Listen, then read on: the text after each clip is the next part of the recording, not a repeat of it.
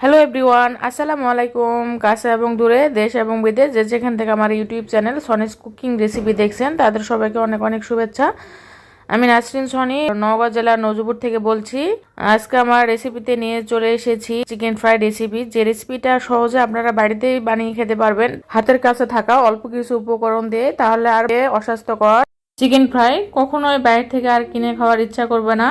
তো চলে যায় মূল রেসিপিতে। চিকেন ফ্রাই বানানোর জন্য আমি এখানে চিকেন নিয়েছি কেটে, এবং এটা সব পিস নিয়েছি, সব সাইজের পিসই নিয়েছি।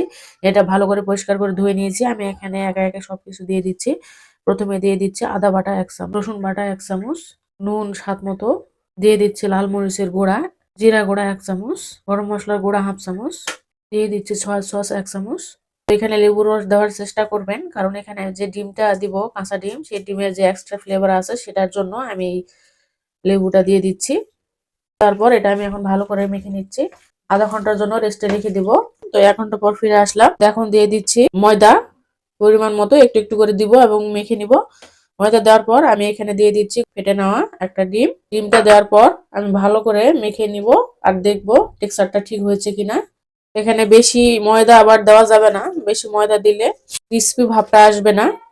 এরপর দিয়ে দিচ্ছি পরিমাণ মতো কর্নফ্লাওয়ার, দিয়ে আমি এটা আবারও ভালো করে মেখে নিচ্ছি। ভালো করে মেখে নেওয়া হয়ে গিয়েছে। তো চলুন এখন এগুলানে আমরা ফ্রাই করে নিই। তেলটা গরম হওয়া পর্যন্ত অপেক্ষা করি।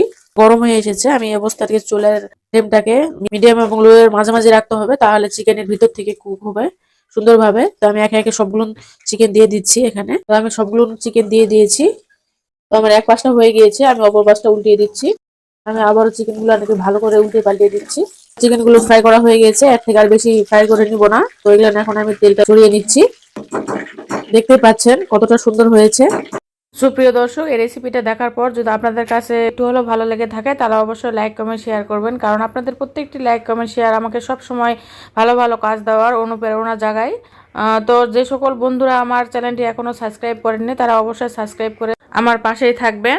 অলরেডি যে সকল বন্ধুরা আমার চ্যানেলটি সাবস্ক্রাইব করছেন তাদেরকে অসংখ্য ধন্যবাদ। পাশাপাশি ফেসবুক পেজটাকেও ফলো দিয়ে রাখবেন। সবাই ভালো থাকবেন, সুস্থ থাকবেন, আমার জন্য দোয়া রাখবেন। আল্লাহ হাফেজ।